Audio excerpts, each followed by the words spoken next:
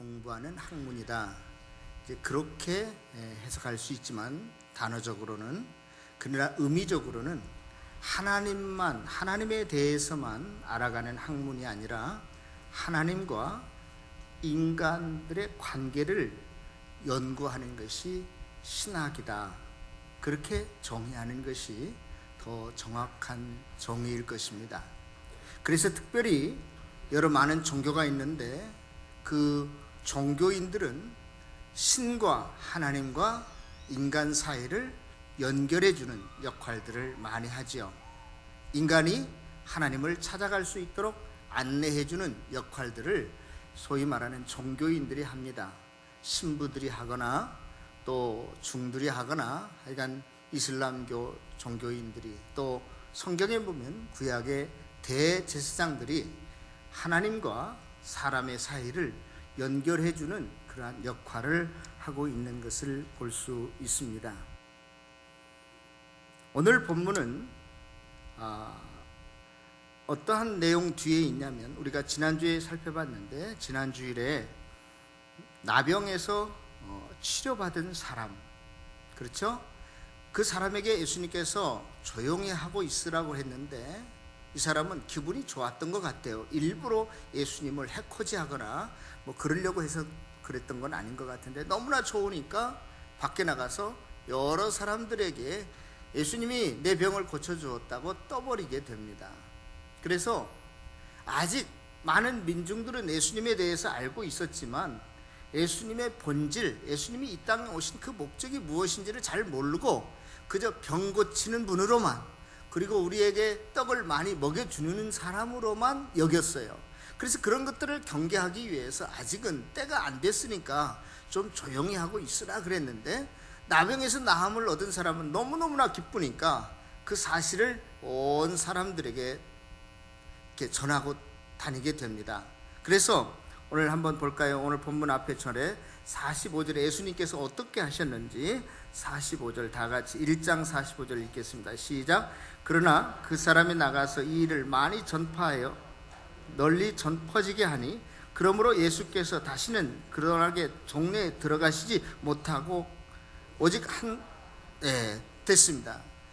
예수님께서 실은 들어가고 싶었던 것 같아요. 자기가 사는 동네, 자기가 사는 집에. 그런데 사람들이 하도 몰려오니까 그 동네에 들어가지 못하고 한적한 바깥에, 한적한 곳이라 이 말은요, 광야라고 하는 단어예요. 실은 사람도 없는 그곳에 이제 머무시게 됩니다. 그리고 그 사건이 있은 후에 2장 1절로 오면 수일 후에 예수님께서 다시 이제 가버나움으로, 자기가 사시는 동네로 이제 들어가서 어떤 한 집에 계시게 되는데, 벌써 소문이 금방 쫙 퍼지게 됐어요. 그래서 또 그 집에 많은 사람들이 어떻게 해요? 이제 몰려오게 됐습니다. 꽉 들어차서 더 이상 그 집 안으로 들어설 수 없게 되었어요. 이때 4명의 사람들이 자기 친구인지 혹은 친척인지는 모르겠지만 중풍병 든 한 사람을 침상에 메고 왔는데 그 예수님 앞에 나아가려고 하는데 뭐 때문에 나아가지 못해요? 뭐 때문에? 예수님께 왜 데려갈 수 없었습니까? 우리 4절 다 같이 한번 읽어볼까요? 시작. 무리들 때문에 예수께 데려갈 수 없음으로 됐습니다. 누가 가로막고 있는 거예요? 무리들이 가로막고 있는 것입니다. 여러분, 이 무리들이라고 하는 단어는 헬라어의 오클로스라고 하는 단어인데 그냥 서민들, 일반 군중들, 백성들 이렇게 해석할 수 있는 단어입니다. 그런데 이 오클로스라고 하는 단어를 한국의 진보주의 신학자인 한 사람인 안병무 박사님은 이렇게 해석했어요. 이 오클로스라고 하는 것은, 백성이라고 하는 것은 단순한 백성이 아니라 한이 서린, 한많은, 상처가 많은 민중들을 의미한다. 그래서 한국에서 전 세계적으로 하나밖에 없는 민중신학의 이론을 세웠습니다. 이 단어 한마디 가지고. 자, 그런데요, 우리가 생각해 볼 것 한 가지가 있는데, 이 많은 무리들, 오클로스들이 지금 예수님 앞에 나아가고자 하는 사람을 도리어 가로막고 있는 거예요. 그런데 나중에 무슨 말을 했을 때 그 오클로스 무리들 안에 누가 끼어 있냐면 서기관들이 예수님이 하신 말을 꼬투리 잡아서 이야기하고 있습니다. 그러므로 여기에 있는 오클로스라고 하는 것은 한많은 민초들, 민중들, 억압받고 있는 사람들만을 의미하는 것이 아니라 여러 많은 계층이 그 안에 속해 있었다는 것을 알 수 있어요. 서기관이라고 하는 것은 율법사라고 하는 것은 그 당시 아주 굉장히 엘리트들을 의미합니다. 오늘날로 말할 것 같으면 행정서사, 사법서사 이런 역할들을 하는 사람이었고, 또 더 나아가서 종교적인 가르침을 행했던 사람들이 누구예요? 서기관들이었거든요. 또 그 무리들이라고 하는 것은 서기관들만 있는 게 아니라 또 많은 사람들이 그 안에 포함되어 있었어요. 또 오늘 본문에는 나타나지 않지만 예수님 앞에 나아가고자 할 때 예수님을 가로막았던 많은 사람들이 있었어요. 그게 또 어떤 사람들인지 아십니까? 예수님과 가장 가까이, 지금 우리나라에 그것 때문에 지금 청와대에 지근거리 있는 사람들이 마음대로 사람들을, 대통령을 만나지 못하게 하고 자기가 걸러서 마음에 드는 사람만 만나게 하고 그랬다고 해서 지금 문제가 되는데요, 이스라엘 사람들 중에 특별히 예수님의 제자들은 예수님 가까이 있으면서 예수님 앞에 나오는 사람들을 때로는 막고 가로막고 도리어 예수님을 만나지 못하도록 방해했던 사람들이 누구냐? 예수의 제자들이라는 것이에요. 우리가 잘 아는 것처럼 이렇게 예수님 많은 사람들이 모였을 때 갑자기 꼬마들이 다 어디로 도망갔는데 꼬마들이 와서 서성거린단 말이죠. 예수님이 이런 엄마 아빠들 대하는 것도 힘들고 바쁜데, 그러니까 제자들이 어린아이들을 어떻게 했어요? 밀쳤다고, 나오지 말라고, 또 절로 가라고. 그때 예수님께서 어린아이를 하나 앞에 세우시고 안으시고 어린아이를 축복하시면서 너희들이 이 어린아이들 무시하는데 그러지 말라. 너희들이 이 어린아이와 같이 되지 아니하면 천국에 들어갈 수 없다. 그렇게 말씀하셨습니다. 그러고 보면 예수님의 제자들도 때로는 예수 앞에 나오는 자들을 어떻게 했어요? 가로막았어요. 방패막이가 되었습니다. 좋은 의미에서가 아니라 나쁜 의미에서 그랬던 것 같아요. 또 여러분 잘 아는 것처럼 제가 그 마가복음을 강의하다가 그것을 좀 빠뜨렸는데, 예수님께서 세례를 받으실 때 무엇가 갈라지고 하늘이 갈라지고 또 하늘에서 음성이 내려서 이는 내 사랑하는 아들이요 내 기뻐하는 자들이라, 그리고 또 성령이 임하게 됩니다. 그때 처음에 마가복음 1장 10절에 나오는 그 하늘이 갈라졌다라고 하는 것도 나뉘었다 그러한 뜻인데, 헬라어로는 스키조라고 하는 단어인데, 그것이 갈라지고 난 다음에 하늘에서 음성이 들리고 성령이 내려옵니다. 그러면 그 첫 번째 하늘이 갈라진 것하고 두 번째 하늘에서 음성이 내렸다, 그 하늘하고는 다른 하늘이에요. 다시 말해서 저와 여러분들의 어떤 선입견, 또 이 세상을, 공중을 다스리고 있는 그 악한 세력이 저와 여러분들을 포위해서 하나님의 말씀을, 은혜를 제대로 나에게 들려오지 못하도록 가로막고 있는 거예요. 그래서 예수님께서 물에서 나오실 때 먼저 그 하늘들이 갈라지고 그 다음에 그 하늘에서 음성이 들리고 성령이 내려오는 것입니다. 그러므로 저와 여러분들이 이 세상을 살아갈 때 하나님과 같은 가짜 하늘들이 굉장히 많이 있다는 걸 알아야 돼요. 그것을 상징해서 나중에 마가복음 15장에 가면 성전에 있던 무엇이 찢어지죠? 휘장이 찢어집니다. 휘장은 소가죽으로 만들었기 때문에 성경신학자들은 말 7필이 양쪽에서 잡아 당겨도 안 끊어지는 그러한 휘장이었어요. 그런데 그 휘장도 밑에서부터 쫙 위로 찢는 것이 아니라 위에서부터 아래로 찢겨졌다는 거예요. 그 찢어지다라고 하는 말도요, 스키조라고 하는 헬라어 단어예요.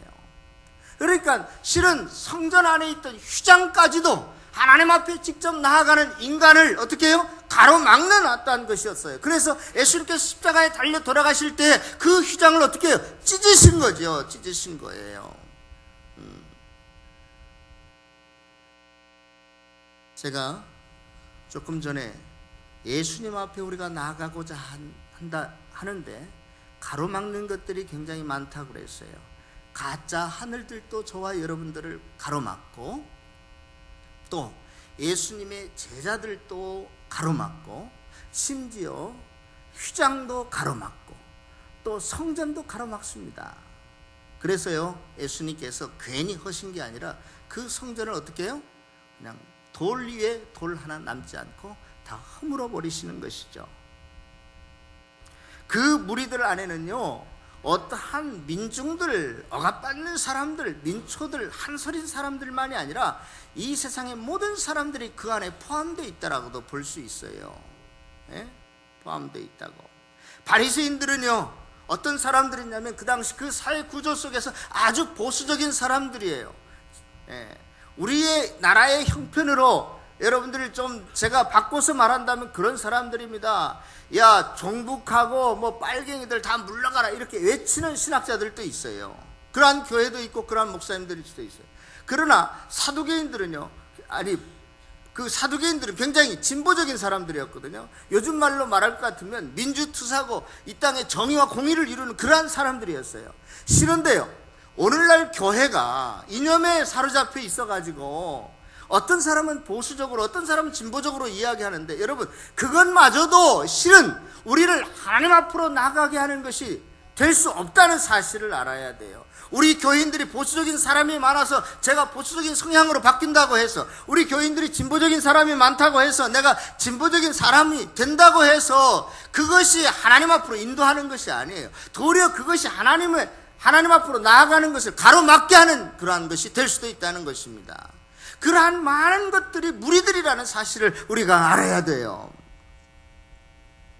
사랑하는 성도 여러분, 이 무리들 안에는 정치적인 무슨 사회적인 진보 성향 보수적뿐만이 아니라 그 무리들 안에는 돈을 많이 가진 자도 섞여 있을 수 있고 돈이 없는 사람도 섞일 수 있어요.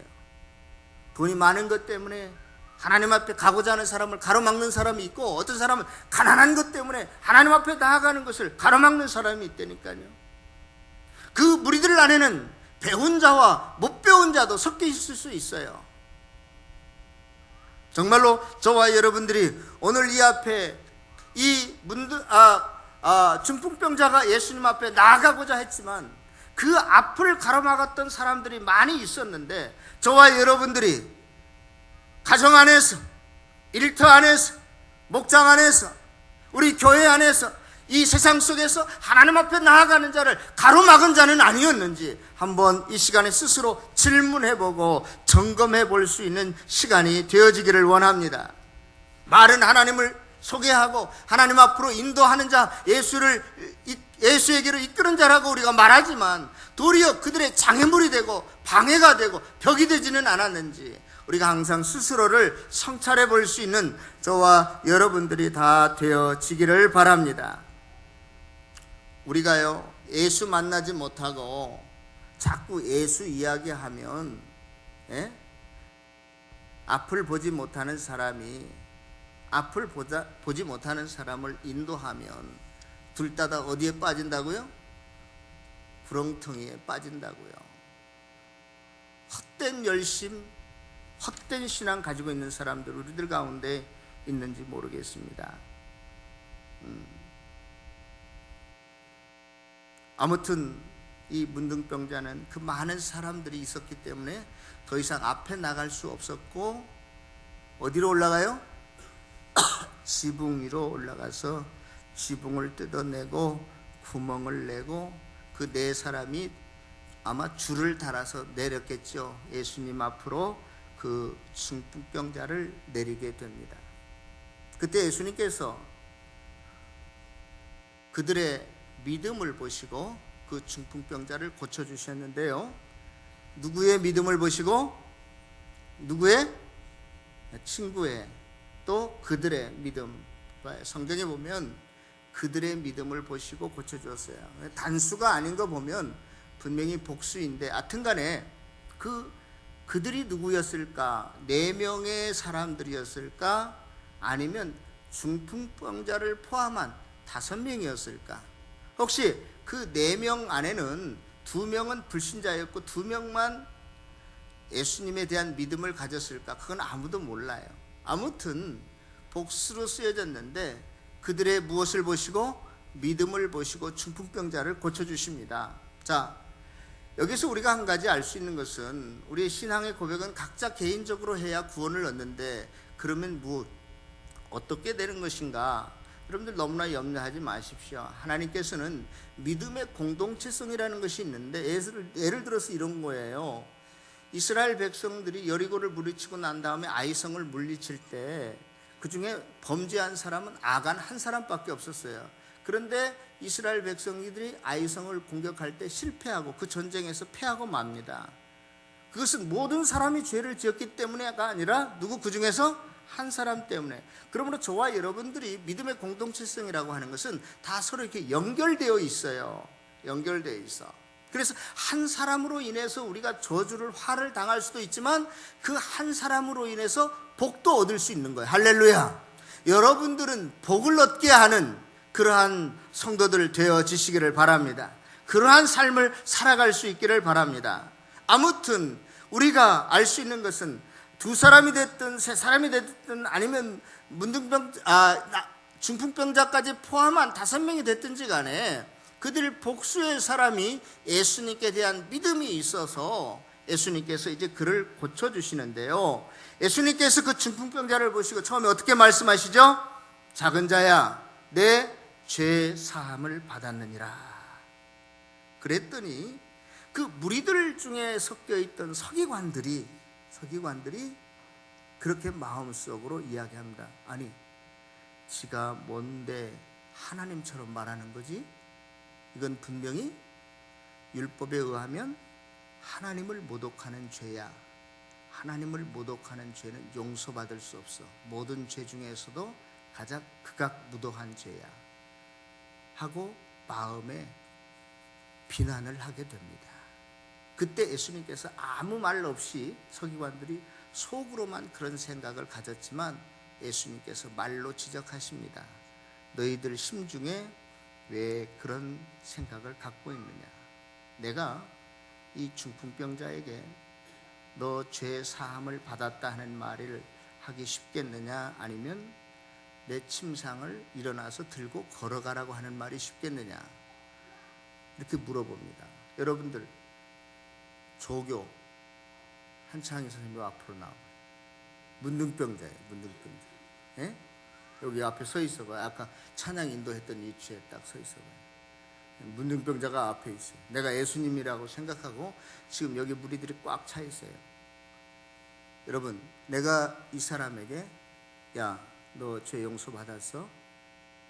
이렇게 말하는 게 쉽겠어요? 아니면 너 일어나서 너의 침상을 가지고 걸어가라, 이 말이 쉽겠어요? 예?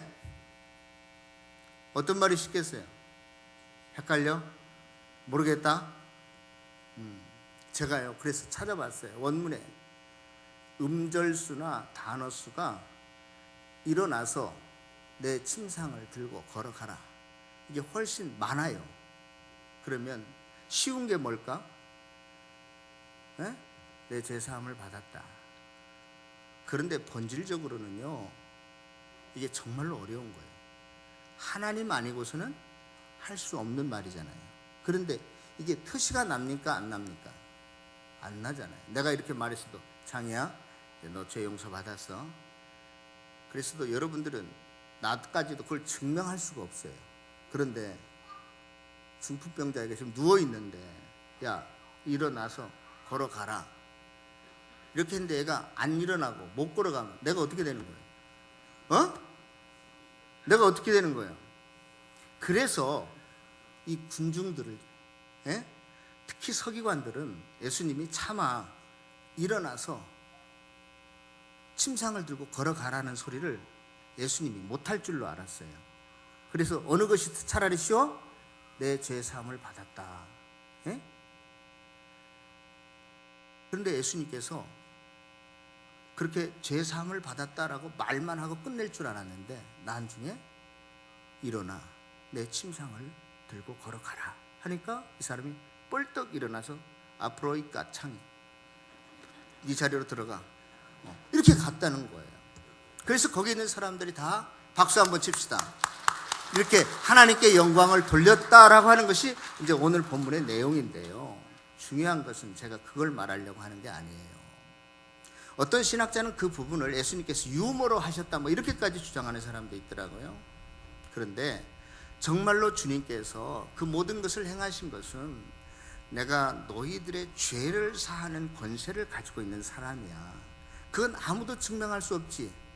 그러나 그것이 실제로 그렇다는 것을 중풍병자를 낫게 함으로써 증명해 놓으신 것 뿐이란 말이죠.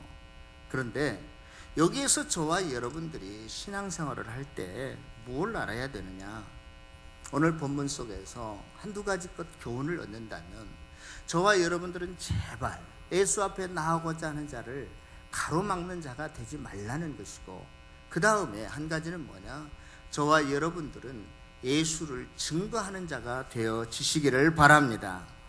마가복음은 1장 1절, 마태복음은 뭐로 시작하죠? 예수 그리스도의 세계하면서 족보로 시작하고, 또 누가복음은 하여간 나름대로 시작하는데, 이 마가복음 1장 1절에서 어떻게 시작했죠? 예? 하나님의 아들 예수 그리스도의 복음이다. 복음을 이야기하려고 이 마가복음을 기록했단 말이에요. 그래서 우리가 많은 부분을 빼놓았지만 그 사건 하나하나를 통해서 지금 뭘 마가는 이야기하려고 하고 있어요? 저와 여러분들에게 복음을 이야기하려고 하고 있어요. 제가 오늘 여기 오기 전에 청소년부에 들어가서 이런 설교를 했습니다. 여러분들의 신앙을 전할 때, 다른 친구들한테 이야기할 때 제발 종교 이야기를 하지 않았으면 좋겠습니다. 기독교를 일반 종교화시켜서 말하지 않았으면 좋겠습니다. 그러한 이야기를 했어요.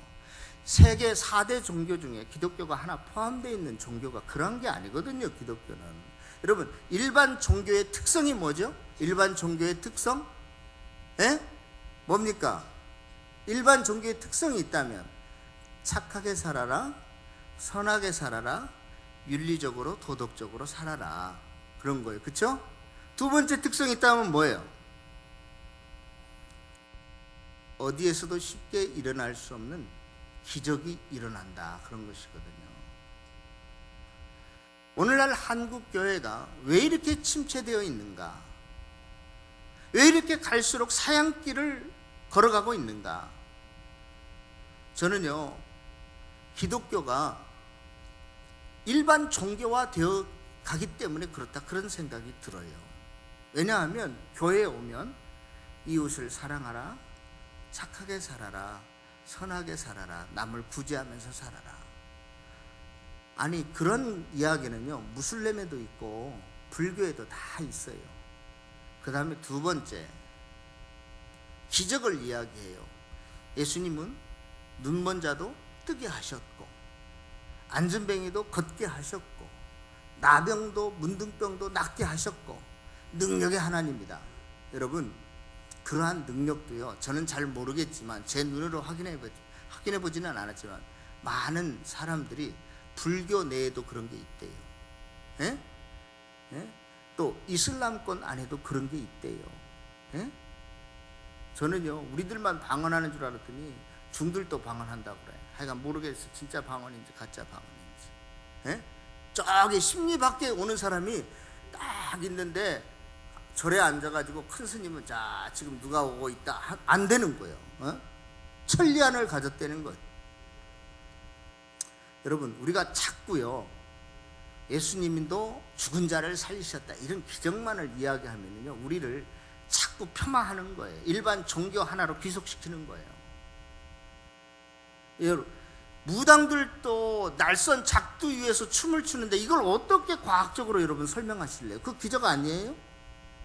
기적이란 말이죠. 그런데 중요한 것은 그러한 일반 종교와 기독교가 다른 점 한 가지가 있는데, 그건 뭐냐? 우리 안에는 죄 사함이 있다는 거예요. 영원한 생명이 있다는 거예요. 구원이 있고 천국이 있다는 거예요. 이게 복음인데, 정말로 복음의 핵심은 빼버리고, 야, 우리 서로 사랑하자. 이제는 교회가요, 백화점식 어떠한 그 형태 프로그램을 많이 둬가지고 재밌게 사람들만 막 자꾸 끌어모으는 거예요. 사랑하는 성도 여러분, 결국 기독교는 세계 4대 종교 안에 포함되어 있는 종교가 아닙니다. 기독교라고 하는 것은 지금 마가복음 시작이 될 때 복음의 시작이라고 했잖아요. 이 복음은 우리의 죄를 용서해 주시는 것이요, 우리에게 영원한 생명을 주시는 것이요, 구원을 주시는 것인데, 자꾸 일반적인 윤리적인 도덕, 착하게 살아라, 이렇게 이야기하면 안 된다는 거예요. 물론 그것을 부정하는 거 아니에요. 우리도 착하게 살아야죠. 어느 종교보다 더 고차원적인 윤리적인 도덕적인 삶을 살아야죠. 우리가 또 더 많은 기적을 행할 수 있습니다. 그러나 그것이 우리의 복음은 아니라 이 말이에요. 복음 안에는 영원한 생명이 있고 죄 사함이 있고 구원이 있는 것을 복음이라고 이야기합니다. 이 복음을 증거하는, 이 예수 안에 들어있는 이것을 증거하는 저와 여러분들 되어지시기를 바랍니다. 그리고요, 세상 종교, 일반 종교라고 하는 것은 자기의 필요를 이렇게 이야기하고 그 필요를 채워줄 수 있는 신을 자기가 만든 거예요. 그리고 스스로 이 신을 찾아가는 게 모든 종교들의 공통점입니다. 그러나 기독교는요, 우리도 물론 헌신하고 봉사하고 헌금하고 기도하지만 그것 때문에 우리가 구원 얻는 게 아니라 이 말이죠. 일반 종교는 자기 인간이 필요에 의해서 이 신을, 종교를 만들어 놓고 인간들이 고행하고 수행해서 이걸 찾아가는 것이 일반 종교의 원리이지만, 특성이지만, 기독교는 그렇지가 않아요. 기독교는 도저히 우리의 인간의 노력과 행함으로는 구원 얻을 수 없는데, 하나님이 스스로 저와 여러분들에게 나타나 주셔서 내가 이런 사람이야 라고 보여주신 그러한 신앙이에요. 그것을 성경은 좀 어려운 말로 계시다 그래요. 하나님이 저와 여러분들에게 스스로 나타나 보여주셨기 때문에, 계시해 주셨기 때문에 우리가 하나님을 알 수 있고 하나님을 만날 수 있고 하나님의 은혜를 얻을 수 있는 것입니다. 믿습니까? 저와 여러분들이 똑똑해서 잘나서 헌신해서 그런 거 아니에요. 헌신해서 그런 거 아니라고요. 정말로 이러한 주님을 만나지 못하면 우리는 어디에 가서나 주님을 인도해내는 자들이 아니라 주님에게 나오는 사람들을 도리어 가로막아요. 뭘로? 윤리로, 도덕으로, 무슨 이데올로기로, 무슨 기적으로, 이런 것들로 자꾸 참 예수님을 보지 못하게 가로막는 자가 되어버립니다. 정말로 여러분들의 신앙, 그 심령 안에 내 모든 죄를 용서해 주시고 나를 영원한 생명으로 하나님 나라로, 이 세상을 끝내는 그날 나를 영원한 하나님 나라로 인도하는 그분이 계십니까? 그분을 만나셨습니까? 이게 복음이에요. 내가 이 땅에 11조를 내고 평생 살았지만 잘 살지 못해도, 그러나 내가 이 세상을 끝내는 그날에 영원한 하나님의 나라, 천국에서 다 보상받을 것을 믿기 때문에 우리는 그 믿음 가지고 살아가는 거예요. 하나님은 죽은 자도 살리시는 하나님이시지만 나를 데려가신다 할지라도, 그러나 내가 이 세상을 끝나는 그날에, 그 순간에 내가 천국에서 눈뜰 것을 믿기 때문에 살아가는 것이 복음입니다. 믿습니까? 그러한 사람들이 하나님 나라의 백성들입니다.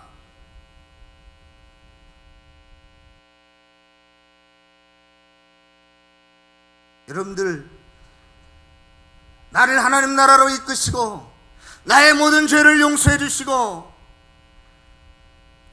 나에게 영원한 생명을 주신 그분을 만날 수 있기를 바랍니다. 그분을 증거할 수 있기를 바랍니다. 예수 앞에 나온 이 문둥병자, 무리들을 해치고 또 지붕에 올라가서 지붕을 뜯느라고 얼마나 많은 수고를 했겠습니까? 힘쓰고 했었지만, 그러나 예수님 앞에 나와서도 아무것도 할 수 없었어요. 근본적으로 중풍병자라고 하는 것은 예수님 앞에 아무것도 할 수 없는 무능력자로, 무가치한 자로 그냥 그대로 드러누워 있는 수밖에 없습니다. 그런데 그 중풍병자에게 찾아오셔서 주님께서 네가 해결하지 못하는 그 죄를 용서해 주셨다라고 말씀하신 거예요. 그러니 너는 그 증표로서 일어나서 걸어가라고 말씀하신 것입니다. 저와 여러분들 중에 한 사람도 의인은 없습니다. 모두 다 예수가 필요한 사람들입니다. 의인은 없나니 한 사람도 없습니다. 그러나 내가 그토록 중한 죄인이라 할지라도, 내가 아직도 주님을 모르겠습니다 이렇게 말한다 할지라도, 주님이 이 시간 저와 여러분들의 심령에 찾아오시면 우리는 주님을 볼 수 있고 만날 수 있음을 믿습니다. 그것을 가리켜서 나는 주님 앞에 내놓을 만한 아무것도 한 것이 없는데도 하나님 만날 수 있습니까?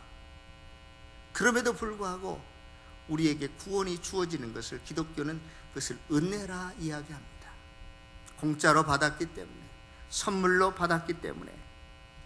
사랑하는 성도 여러분, 주님이 나에게 나타나도록 보여지도록 기도할 수 있기를 바랍니다. 성경에 나타나 있는 하나님의 백성들은요, 스스로 찾아서 노력해서 무슨 업적과 공로를 세워서 하나님 만난 사람이 한 사람도 없습니다. 믿음의 조상 아브라함에게도 하나님께서 어느 날 갑자기 찾아가셔서 너는 본토 친척 아비 집을 떠나라 하고 주님께서 스스로 아브라함에게 보여주셨어요. 너로 인해서 큰 민족을 이룰 것이다, 네 자신이 복이 될 것이다 라고 축복해 주셨습니다. 하나님께서는 아무것도 모르는 어린 사무엘에게 나타나셨습니다. 사무엘아, 사무엘아 하나님이 부르시죠. 나타나시죠. 그런데도 이 사무엘은 너무나도 어려서 자기 선생님 엘리 제사장이 부른 줄 알고 엘리에게 뛰어가죠. 엘리가 이렇게 가르쳐 줍니다. 그건 하나님이 너에게 나타나신 거야. 다시 부르거든 하나님이여 여호와여 말씀하옵소서, 주의 종이 듣겠나이다, 그렇게 말해라. 그 다음에 하나님이 나타나셔서 사무엘아 사무엘아 부를 때 주여 내가 여기 있나이다 말씀하옵소서, 그에게 할 일을 하나님께서 나타나셔서 가르쳐 주셨습니다. 여러분, 나이가 많고 적은 것이 문제가 아닙니다. 하나님이 나타나시면 우리는 누구나 다 하나님을 볼 수 있고 만날 수 있게 되어 있습니다. 이것이 하나님의 은혜예요. 하나님의 은혜를 다시 한번 간구할 수 있는 저와 여러분들이 되어주시기를 바랍니다. 이스라엘 나라는요, 우시야 시대에 엉망진창이었어요. 사회적으로 도덕적으로 정말로 악의가 하늘에 치솟을 정도로 그렇게 많았어요. 그런데 그러한 우시야가 죽던 해에 하나님께서 이사야에게 나타납니다. 이사야는 깜짝 놀랐어요. 내가 거룩한 하나님을 만나게 되었으니 이제 나는 죽게 되었구나. 그럴 때 하나님이 또다시 천사를 보내어서 핀 숲을 그의 입술에, 부정하다고 이야기하는 이사야의 입술에 대시면서 이제 너는 거룩하게 되었다. 할렐루야. 하나님의 사람으로 그를 들어서 사용했습니다. 그렇게 부정한 입술을 가진 자였지만 겸손해서 그렇게 말한 게 아닌 것 같아요. 여러분, 사람이 나이를 먹고 인생을 살다 보면 얼마나 거짓말을, 속임을 잘 베풉니까? 나도 모르게 하잖아요. 이사야도 저와 여러분들과 똑같은 사람이었지만 그는 하나님을 만나서 하나님께로부터 정결함을 얻은 사람인 줄로 믿습니다. 하나님께서 사울에게도 마찬가지였고 다윗에게도 마찬가지였습니다. 다윗은 목동이었거든요. 그런데도 불구하고 하나님이 나타나셔서 그를 사용하시니까 그가 이스라엘의 왕이 된 줄로 믿습니다.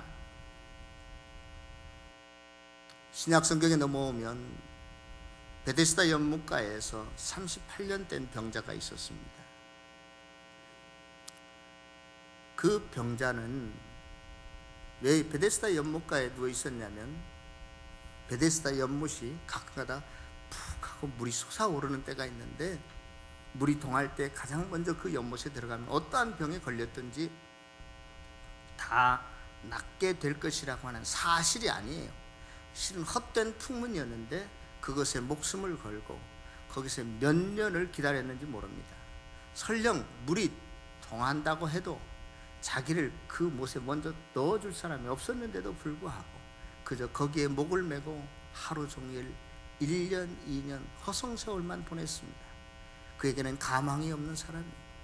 아무런 소망이 없는 사람이었어요. 그런데 그러한 무능력자에게, 소망이 없는 자에게, 헛된 풍문에 목을 메고 있는 자에게 주님이 찾아오셔서 내 자리를 들고 일어나 걸어가라.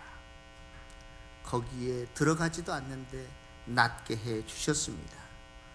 누가 누구를 찾아오셨어요?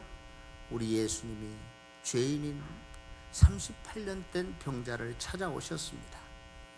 이처럼 복음이라고 하는 것은 인간의 어떠한 노력, 공로, 업적으로 쌓는, 그것으로 하나님을 만나거나 그것을 쌓는다고 이루어지는 것이 아니라 아무런 능력과 소망과 가치가 없는 자라 할지라도 주님이 찾아오시면 되는 것입니다.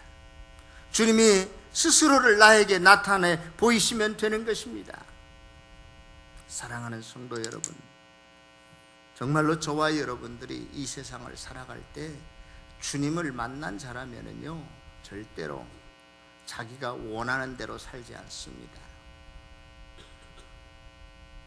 여러분, 성경에 보면 좋다, 굿, 이런 선하다 이런 뜻을 히브리어로 톱이라고 하는 단어를 씁니다. 뭐 나무 자를 때 쓰는 톱이에요. 톱, 톱인데, 다 하나님이 만드신 것은 어떻게 해요? 첫째 날도 둘째 날도 하나님이 보시니까 마지막 날까지 어떻게 했어요? 좋았더라. 하나님이 토부했더라. 그런 거예요. 심지어 무엇도 좋은 것이었냐면 에덴 동산 중앙에 있던 무엇도 선악과도 하나님 보시기에는 좋았습니다. 그런데 아담과 하와가 어느 날 선악과를 보니까 어떻게 생겼어요? 보암직스러워. 또 어떻게 생겼어요? 먹음직스러워요. 또 어떻게 해요? 탐스럽게도 보입니다. 또 그걸 먹으면 어떻게 될 것 같아요? 하나님처럼, 하나님과 같이 될 것이다가 아니에요. 하나님처럼 될 것이다. 자, 보십시다. 그것은 하나님이 원하시는 게 아니었어요. 그래서 그냥 그것을 따 먹었습니다. 그래서 하나님처럼 된 것이 아니라 비슷한 존재가 되었어요. 그 다음부터 모든 인간들은 그 하나님 자리에 누구를 올려놓는 거예요? 자기 자신을 올려놓는 거예요. 모든 것을 내가 판단하고 나를 기준 삼아서 이건 착한 놈, 이건 나쁜 놈, 이건 선한 것, 이건 좋은 것, 자기가 판단하고 기준을 내세워서 자기가 생각하고 행동합니다. 그는 하나님 보시기에는 어떤 거예요? 나쁜 것이었습니다. 성도 여러분, 저와 여러분들이 하나님을 만났고 그래서 구원을 얻었고 은혜 받은 사람이라면 하나님 보시기에 좋은 일을 쫓아갈 수 있기를 바랍니다. 내가 보기에 아무리 먹음직스러워도 탐스러워 보여도 나를 하나님처럼 높이 올려놓을 것 같이 그렇게 보여도 그걸 하지 말아야 됩니다. 토부가 나쁜 것이 되어버려요. 똑같은 것인데도 불구하고 죄가 되어버립니다. 하나님께서로부터 쫓겨나가게 됩니다. 사랑하는 성도 여러분, 아무것도 여러분들이 하지 말라는 이야기는 아닙니다. 하나님 앞에서 우리가 본질적으로 이 중풍병자가 그저 아무 말도 못하고 누워있는 것처럼 우리는 중요한 것은 하나님의 은혜를 기다려야 한다는 것입니다. 하나님께서 나를 어떻게 대하시든지 간에 어떤 처분에도 나의 전생애를 하나님 앞에 맡기고 내 죄악을 하나님 앞에 드러내는 것입니다. 나는 형편없는 존재입니다. 겉으로는 내가 이렇게 넥타이를 쳤지만 내 속마음은 썩어 문드러져 있습니다. 하나님, 내가 겉으로는 큰 자동차를 타고 다니지만 사람들이 나한테 와서 굽실거리고 인사하지만 나는 형편없는 존재입니다. 하나님 앞에서 내가 문둥병자처럼 움직일 수도 없는 그러한 존재입니다. 나는 불쌍한 존재입니다. 나는 어떠한 가능성도 없는 자입니다. 나는 무가치한 자입니다. 나는 어떠한 소망도 가질 수 없는 자예요. 이럴수록 하나님의 은혜가 저와 여러분들에게 임하는 줄로 믿을 수 있기를 바랍니다. 그런 사람은 하나님 만날 확률이 더 훨씬 높아요. 그럴 때 주님께서 나에게 찾아오셔서 나를 만져주실 것입니다. 문둥병자를 손대면 안 되는데 주님께서는 어떻게 하셨다고요? 손을 대시고 그를 일으키신 것처럼 저와 여러분들의 환부를 어루만져 주시고 그 슬픔을, 고난을, 고통을 주님께서 치유해 주실 것입니다. 할렐루야. 그럴 때 성령님이 오셔서 나를 새로운 피조물을 만들어 주시고 주님께 영광을 돌릴 수 있는 사람으로 하나님께서 만들어 주실 것입니다. 저와 여러분들이요, 하나님께 영광을 돌린다는 생각은 추워도 갖지 마십시오. 하나님이 어떻게 어리석은 죄 많은 인간들에게 영광을 받을 수 있습니까? 영광은, 하나님께 영광 돌리는 것은 성령님만이, 하나님만이 하나님을 향해서 할 수 있는 것입니다. 그러므로 예수 만난 사람에게는 동시에 누가 와요? 성령님이 오시기에 성령의 능력으로 행할 때 우리가 하나님 앞에 영광을 돌리게 될 줄로 믿습니다. 그리고 그것을 경험하고 체험할 때 나에게 모든 죄를 용서해 주시고 나를 찾아오셔서 생명을 주시고 구원을 주신, 복음을 허락하신 그 주님, 만왕의 왕이 되신, 내 삶의 왕이 되신 그분을 높여서 찬양하고 고백하고 하나님 앞에 감사하면서 남은 생애를 살아가는 저와 여러분들이 다 되어지시기를 다시 한번 주님의 이름으로 축원합니다. 기도하겠습니다.